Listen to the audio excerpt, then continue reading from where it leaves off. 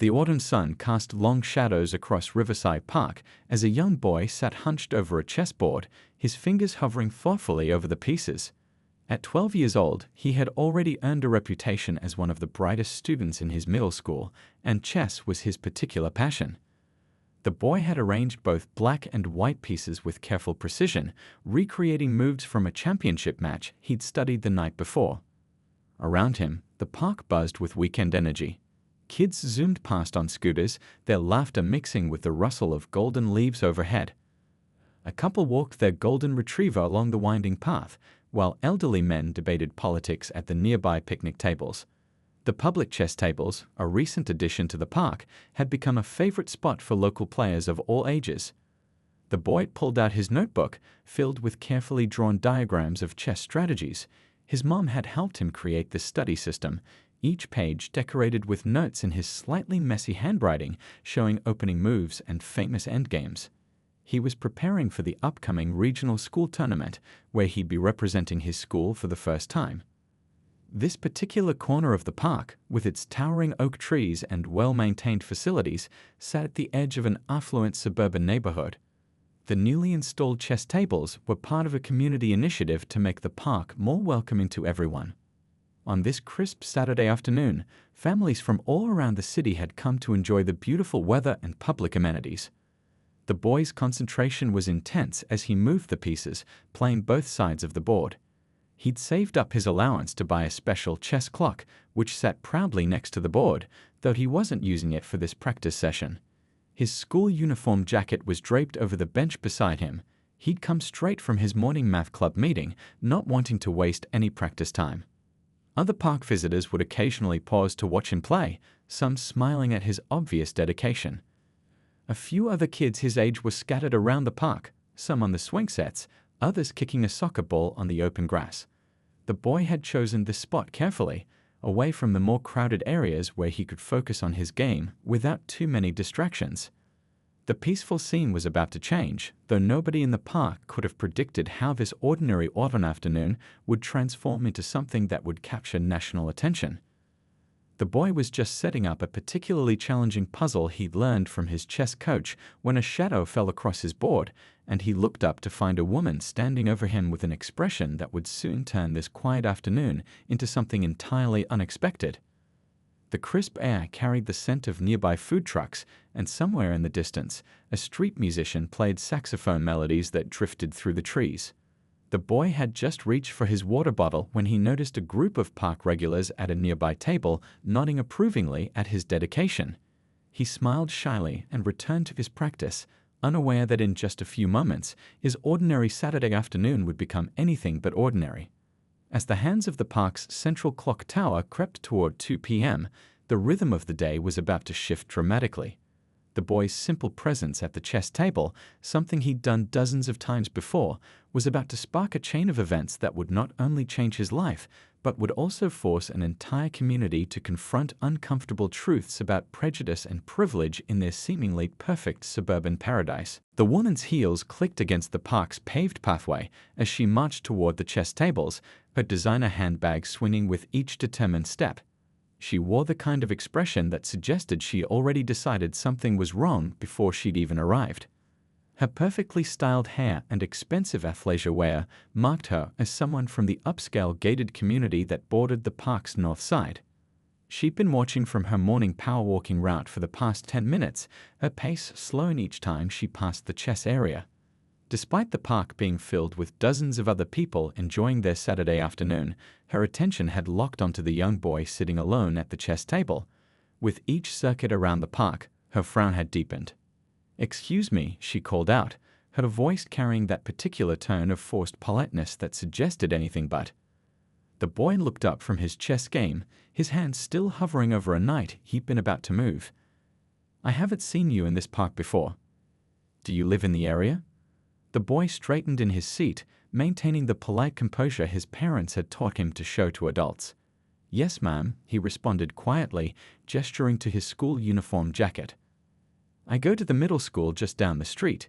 His chess clock continued ticking softly beside the board, marking the seconds of this increasingly uncomfortable interaction. The woman's eyes narrowed, scanning his school uniform as if searching for proof of counterfeit. "And who gave you permission to use these chess tables?" she pressed, her voice rising slightly. "These were just installed last month, and they're meant for community residents." Several nearby parkours began to take notice of the exchange, their casual conversations dying down as they watched the scene unfold. "The tables are public, ma'am," the boy explained, his voice steady despite his racing heart. "My chess coach told us we could practice here on weekends." He gestured to the small plaque on the table's edge that clearly read, "Public chess tables, all welcome." This seemed to irritate the woman even more. She pulled out her phone from her designer bag, manicured fingers gripping it tightly. "Well, I'm on the Neighborhood Watch Committee, and I haven't been notified about any chess program using these facilities." She glanced around the park, presumably looking for an adult accompanying the boy. "Where are your parents? They should know better than to leave you unsupervised." A young couple pushing a stroller slowed their walk, lingering nearby with concerned expressions. An elderly man reading on a nearby bench closed his book, watching the situation carefully. The boy remained composed, though his fingers trembled slightly as he carefully placed the knight back on its square. "My mom knows I'm here," he said, reaching for his own phone. "I can call her if you'd like to speak with her." The woman's expression flickered briefly, perhaps surprised by his composed response, before hardening again. Two teenage girls at a nearby table had already pulled out their phones, quietly recording the interaction. The autumn breeze picked up, scattering leaves across the chessboard, but neither the boy nor the woman moved to brush them away. The tension in the air had grown thick enough to draw more attention from other parkours. A father teaching his daughter to ride a bike nearby had stopped their lesson, keeping a watchful eye on the situation. "I think that would be best," the woman said, her voice dripping with artificial sweetness while her grip tightened on her phone. "Because I'm about to call park security, and they'll want to speak with a parent or guardian about proper park usage." She emphasized the last words as if they carried special weight, though the sign behind her clearly stated the park's hours and its welcome to all community members. The boy nodded calmly, though his heart pounded in his chest. As he reached for his phone, he noticed more people gathering at a respectful distance, their faces showing a mix of concern and disapproval, not directed at him, but at the woman whose behavior was becoming increasingly difficult to justify in the peaceful park setting. Little did anyone know that the next few minutes would transform this already tense situation into something that would make headlines across the country, teaching valuable lessons about prejudice, power, and the unexpected ways justice sometimes arrives. The woman's fingers trembled slightly as she dialed 911, her other hand gesturing dramatically as if to draw attention to what she clearly viewed as an emergency situation. The boy watched quietly, his own phone now held close to his chest, thumb hovering over his mom's contact number. Around them, the peaceful Saturday afternoon had transformed into a scene of uncomfortable tension. "Yes, hello," the woman spoke into her phone, her voice pitched higher than before. "I'm at Riverside Park, and there's a suspicious person refusing to leave the chess tables."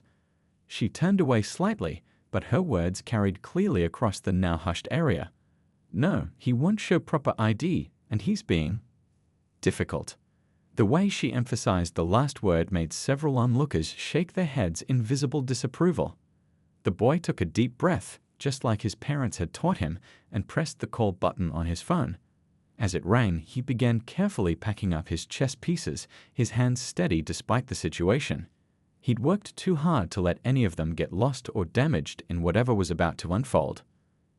"I told you I'm on the Neighborhood Watch Committee," the woman continued into her phone, pacing in small circles. "We've had recent concerns about people using our facilities without proper authorization." She spoke the words as if they carried special weight, though the park signs clearly welcomed all visitors. More phones had appeared among the growing crowd of observers. A young woman in yoga clothes stepped closer, deliberately positioning herself near the boy in a protective stance while pretending to drink from her water bottle. A grandfather type with silver hair moved his newspaper reading to a closer bench, his eyes sharp and attentive over his reading glasses. The boy's voice was clear and calm as his mom answered. "Mom, could you come to the park? There's a lady here who has some questions about me using the chess tables." He paused, listening. "Yes, she's calling the police." Another pause. No, I'm okay. There are nice people around. The woman's eyes widened at his composed demeanor, perhaps expecting a different reaction. She turned back to her own call, her voice rising with frustration. Yes, I'll hold for the next available officer, but please hurry. The situation is escalating. She glanced nervously at the growing number of witnesses, many of whom were now openly recording the scene on their phones. A young couple with a toddler approached, the mother speaking loudly into her own phone. Yes, I'd like to report a woman harassing a child in the park. She made direct eye contact with the first woman, whose face flushed red. The father stood nearby, their little one balanced on his hip, providing another protective presence. The autumn wind picked up, scattering golden leaves across the scene. The boy had finished packing his chess set, carefully zipping his backpack. His phone remained pressed to his ear, his mom's voice a steady comfort even through the tiny speaker. The woman's pacing had become more agitated, her designer sneakers wearing a small path in the grass beside the chess table. The police are on their way, she announced to no one in particular, her voice carrying a note of triumph that seemed increasingly misplaced as more disapproving faces gathered. We'll get this sorted out properly. The way she clutched her designer bag suggested she was beginning to realize this situation might not unfold exactly as she planned. In the distance, sirens began to wail. The sound grew steadily closer, but they weren't the only vehicles heading toward the park. A sleek black SUV had just turned onto the park's main drive, its government plates catching the sunlight. The boy's small smile suggested he knew exactly who was arriving, but he remained quietly seated, his phone still held close. The next few moments would become the kind of scene that news channels love to replay, when assumptions and prejudice collide head-on with reality, creating the kind of teachable moment that no one in the park would ever forget. Two police cars pulled into the park's main entrance, their lights flashing against the autumn trees. The cruisers moved slowly along the winding path, careful to avoid the families still enjoying their Saturday activities. The woman straightened her designer workout jacket, a satisfied smile playing at her lips as she watched their approach. But her satisfaction was short-lived. Behind the police cars, a black government SUV glided into the park, its polished surface reflecting the afternoon sun. Two more identical SUVs followed close behind, forming a small motorcade that drew everyone's attention. The woman's smile faltered as she noticed the official plates and tinted windows. The police are here now, she announced loudly, though her voice had lost some of its earlier confidence. She glanced nervously between the approaching vehicles and the boy, who remained surprisingly calm as he stood up from the chess table, his backpack neatly packed and ready. The first police car stopped nearby, and two officers stepped out, their expressions professional but confused as they took in the scene. Before they could approach, the government SUVs pulled up in a practiced formation. Security personnel in suits and earpieces emerged from the first and last vehicles, scanning the area with trained efficiency. The woman's face shifted from confusion to concern as she watched the coordinated arrival. Her phone, still clutched in her manicured hands, now seemed forgotten as she took an unconscious step backward. The small crowd of parkours had grown larger, their phones raised to capture what was quickly becoming an unexpected scene. The center SUV's door opened and a woman stepped out, her presence commanding immediate attention. She wore a tailored suit and carried herself with a kind of authority that comes from leading a state. Even in the casual park setting, she looked every bit the governor she was, though her eyes held nothing but maternal concern as they locked onto her son. "Mom," the boy called out, his face breaking into a relieved smile. The governor's heels clicked against the pathway as she walked briskly toward him, her security detail maintaining a respectful distance while keeping watch over the scene. The woman who had called the police stood frozen, her face draining of color as realization dawned. Her mouth opened and closed without sound as she watched the governor, the state's highest-ranking official, wrap her son in a warm embrace right next to the chess tables she had just claimed he had no right to use. The police officers who had been approaching the scene now stood back, recognition clear on their faces. One spoke quietly into his radio, likely updating dispatch about the unusual situation unfolding. The crowd of onlookers had grown significantly, their whispers spreading the incredible turn of events through the park like wildfire. "Are you okay, sweetheart?" the governor asked her son, though her voice carried clearly in the hushed atmosphere. She kept one arm around his shoulders as she turned to face the woman who had called the police. The woman seemed to shrink under the governor's steady gaze, her earlier righteousness evaporating in the face of her massive misjudgment. The autumn breeze rustled through the trees, scattering leaves around the gathered crowd. The late afternoon sun cast long shadows across the park, highlighting the absurdity of the scene. A simple chess practice had somehow turned into a moment that would soon make headlines across the country. The governor's security detail had taken up positions that somehow managed to be both protective and unobtrusive. One of them bent to whisper something in her ear, likely explaining what they'd learned about the situation. She nodded, her expression composed, but holding the kind of controlled anger that only a mother protecting her child could fully understand. The woman who had made the call stood rooted to the spot, her designer outfit and self-appointed authority suddenly seeming very small in the face of real power, not just political power, but the power of truth and justice arriving in the most unexpected way. The moment hung in the air, pregnant with possibility, as everyone waited to see how the governor would handle this delicate situation. The governor took a moment to straighten her son's collar, a simple maternal gesture that spoke volumes to everyone watching. Then she turned to face the woman who had called the police, her expression both stern and composed. The crowd held its breath, phones still recording what had become an unprecedented moment in their community park. "I believe you had some concerns about my son using these chess tables." The governor's voice carried clearly across the hushed gathering, calm but carrying unmistakable authority. She gestured to the public chess tables, all welcome sign nearby. "I'd love to hear your explanation of why a public park facility shouldn't be available to every member of our community."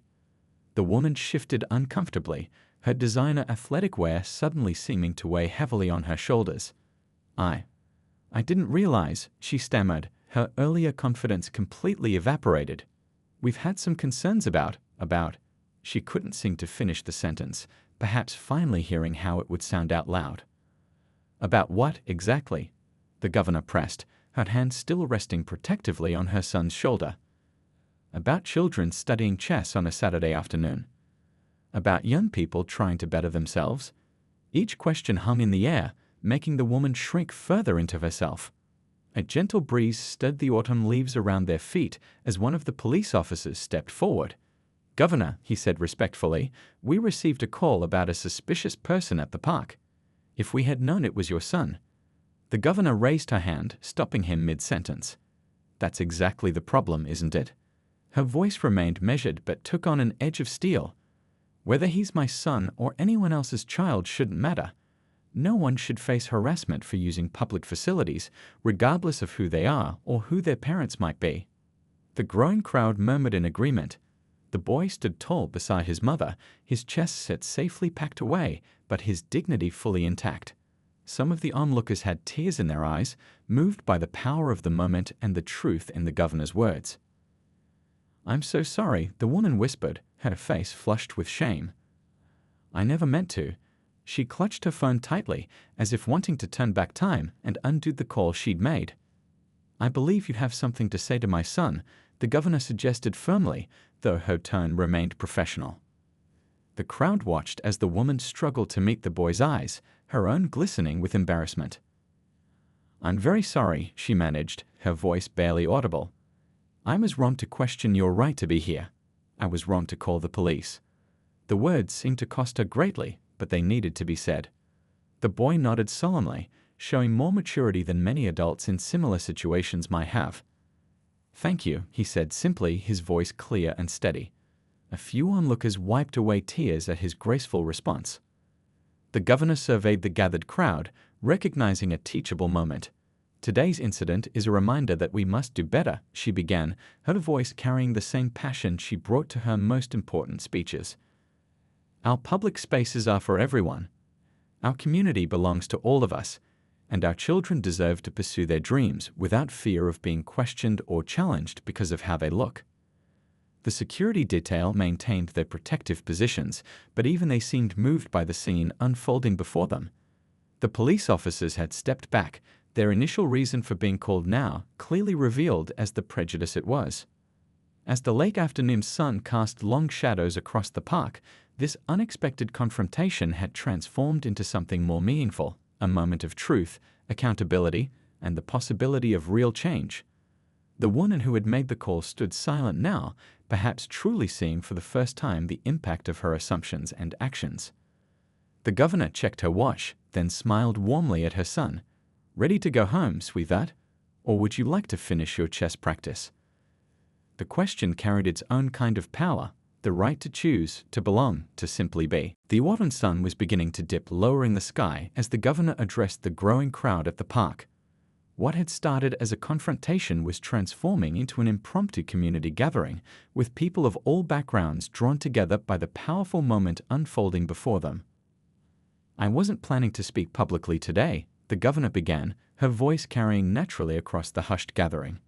"But sometimes the most important conversations happen when we least expect them." She stood beside her son, who had returned to his seat at the chess table, his board once again set up for practice.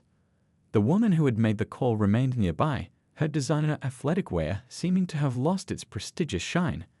The police officers had holstered their notepads, now standing as witnesses rather than law enforcement. One of them stepped forward, clearing his throat. "Ma'am," he addressed the woman who had called 911, "we need to have a serious discussion about the appropriate use of emergency services." His tone was professional but firm. False reports and misuse of emergency numbers can have serious consequences. The crowd had grown larger as word spread through the park. Parents lifted children onto shoulders to see better, while others recorded the moment on their phones. The governor noticed this and smiled warmly. "Go ahead and record," she encouraged. "Share this moment, but not to shame or divide. Share it so we can learn and grow together as a community." She gestured to the chess tables around them. These tables were installed to bring people together, to create a space where anyone could come to learn, to practice, to teach others. A young girl in the crowd raised her hand, her small voice carrying clearly in the quiet. "Can you teach me to play chess?" she asked the governor's son. The simple question brought tears to several onlookers' eyes. The boy looked at his mother, who nodded encouragingly. "I'd be happy to," he replied, pulling out a spare chair. "Anyone else want to learn?" Several other children stepped forward, and soon the neighboring chess tables were filling up with eager learners of all ages. The woman who had made the call watched the scene unfold, her eyes glistening. An elderly man who had been watching everything approached her quietly.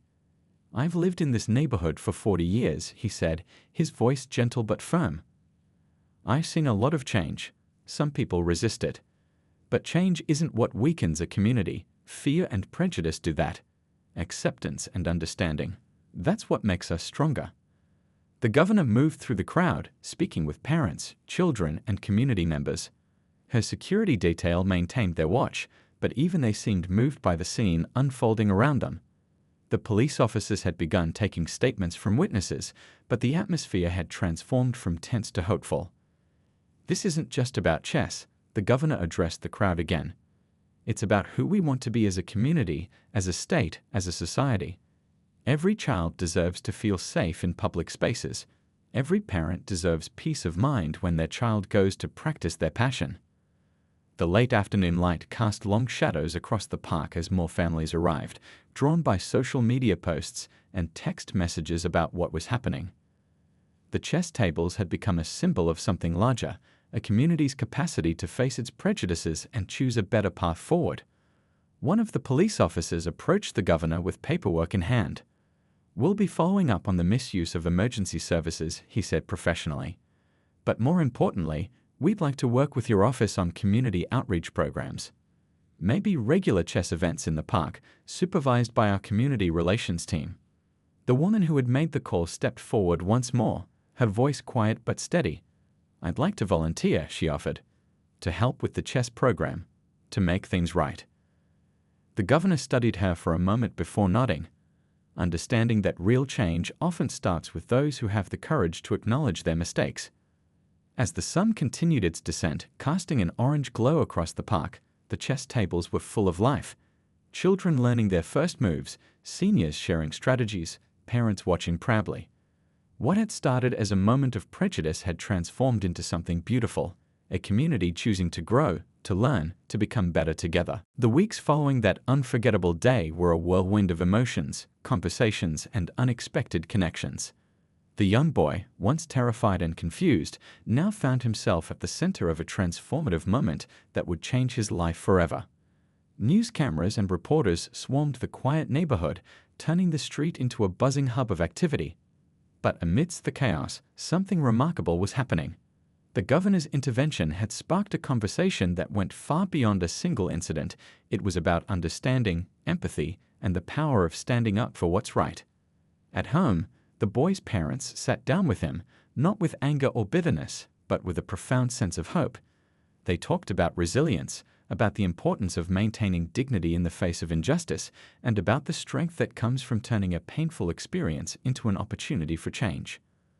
The woman who had made the false call found herself facing consequences she never expected. Her community began to see her actions for what they truly were, a moment of fear-driven prejudice that had no place in a society striving for understanding. Social media discussions, community meetings, and local forums became platforms for difficult but necessary conversations about unconscious bias and the impact of snap judgments. School became a different experience for the young boy. His classmates, teachers, and community members rallied around him. Instead of feeling like a victim, he was now seen as a catalyst for change. Local community leaders invited him to speak at events, where he shared his story with a maturity that belied his young age. The governor continued to use the incident as a catalyst for meaningful policy changes. New guidelines were proposed to address racial profiling and unnecessary police interventions. Community workshops began to spring up, focusing on understanding, communication, and breaking down the invisible barriers that divide people. What struck everyone most was the boy's response. He didn't seek revenge or harbor hatred. Instead, he spoke about understanding, about the importance of seeing the humanity in everyone, even those who might not see his humanity first. His parents had taught him that true strength comes from compassion, not anger. The local police department also took this as an opportunity for growth. They implemented new training programs focused on community relations, unconscious bias, and de-escalation techniques. Officers began to see their role not as enforcers, but as community guardians who protect and serve everyone equally. Months passed, and the intensity of the initial incident began to fade. But its impact continued to ripple through the community. The boys' school started a peer education program about respect, understanding, and standing up against prejudice. Parents began having more open conversations with their children about empathy and seeing beyond surface differences. During a community event months later, something unexpected happened. The woman who had made the initial call approached the boy and his family. With tears in her eyes, she offered a genuine apology. It wasn't a prepared statement or a legal requirement. It was a moment of true human connection. The boy's father, showing incredible grace, responded with kindness. "We all have room to learn and grow," he said, extending his hand. The moment captured the essence of what true healing looks like, not through punishment, but through understanding and genuine human connection. As years passed, the boy grew into a young man who continued to inspire those around him. He became involved in community programs, speaking to youth about the power of empathy, the importance of standing up against injustice, and the strength that comes from understanding one another. The story wasn't just about a single incident anymore. It had become a powerful testament to the human capacity for growth, understanding, and hope. It showed that change is possible when we choose compassion over fear, understanding over judgment. In the end, what could have been a story of division became a story of unity. A moment of potential conflict transformed into an opportunity for community healing, personal growth, and a renewed commitment to seeing the humanity in everyone. Reflection. Sometimes, the most profound changes begin with the most unexpected moments. One phone call, one incident can become a turning point, not just for individuals, but for entire communities.